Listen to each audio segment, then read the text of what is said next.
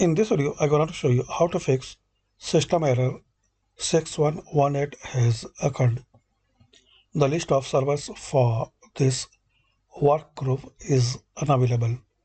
So to resolve this problem, firstly, click on Start, type Services, click on Services. Now in this list, you need to find out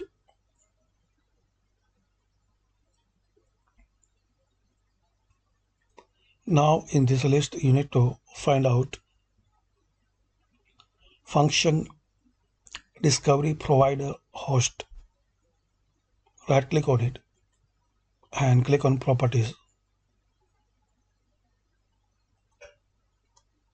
Now startup type, so click on this drop down and select automatic.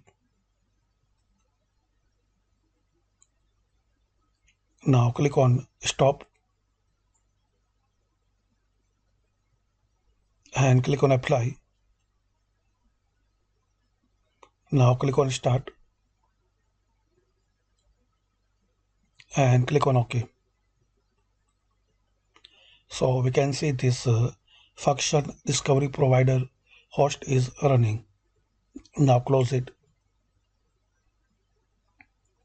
and open control panel.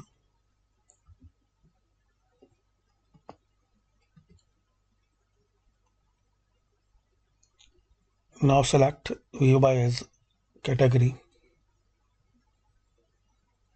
Then click on network and internet.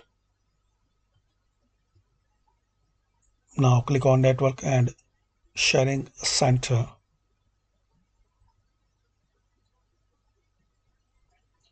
Now in this left side panel, click on change advanced sharing settings. Now click on all networks and select first option, use 128-bit encryption, and similarly select turn on password protect sharing.